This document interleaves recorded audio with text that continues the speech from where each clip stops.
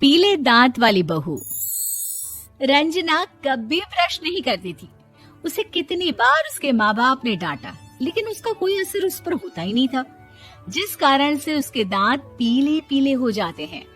शादी के बाद अरे बहू, वैसे तो तुझ में कोई कमी नहीं है, पर तेरे दांत दांत इतने पीले कैसे है बेटा? कैसे है मतलब?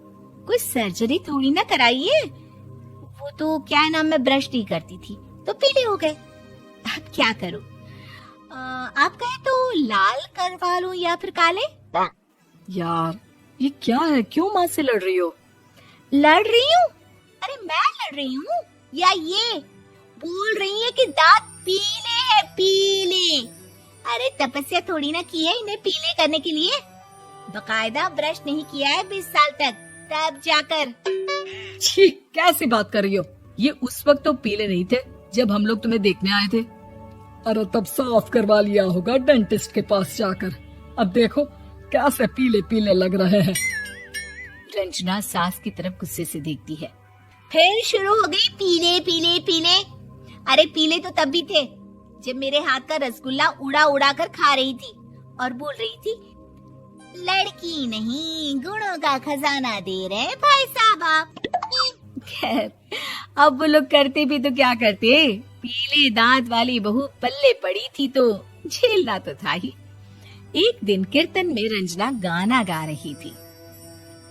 अरे कमला बहन, माँ का द्वार है, यहाँ तो सब शुद्ध होकर आते हैं, फिर अपनी बहू को ब्रश भी नहीं करवाती तुम। दूर से पीले पीले दांत भक्ति में बाधा उत्पन्न कर रहा है। अरे कोई 2 साल की बच्ची थोड़ी ना लेकर आई हूँ मैं बहू बनाकर। अच्छी खासी लड़की है, अरे कैसे करवाऊं ब्रश? ये तो उसे खुद करना चाहिए ना।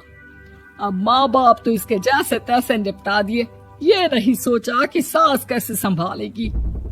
सास बहू को लेकर घर आ जाती है, लेकिन सोच लेती है कि अब इसे लेकर कहीं नहीं जाएगी।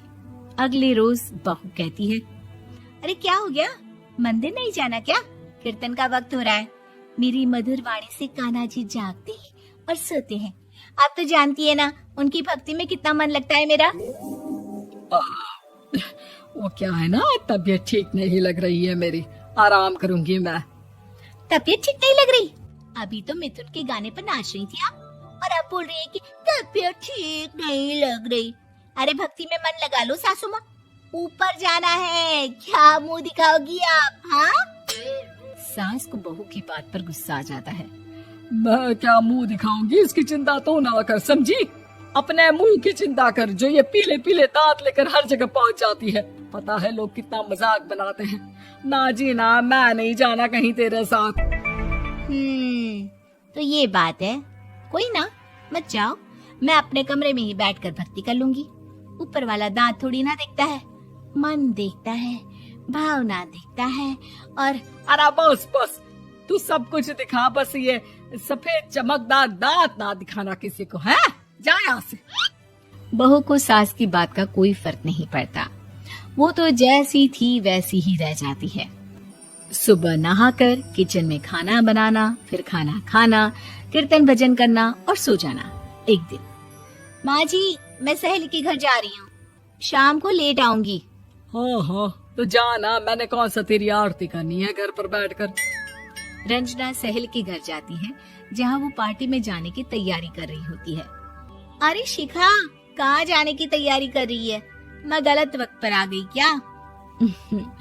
अरे नहीं यार, उल्टा सही वक्त पर आई है। मैंने ये साड़ी और ज्वेलरी निकाली है यार, शाम को इनके ऑफिस की एक पार्टी में जाना है। बताना कैसा लग रहा है ये सब?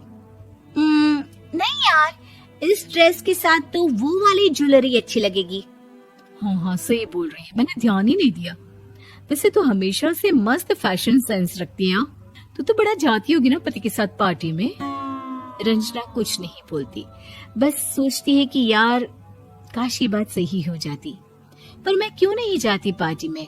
क्या इन लोगों की कोई पार्टी होती नहीं होगी? रंजना घर आती है और रात में पति से सवाल करती है, एक बात बताइए, आप मुझे किसी पार्टी में क्यों नहीं ले जाते? क्या आपकी यहाँ ऑफिस में पार्टी नहीं होती? पति बेचारा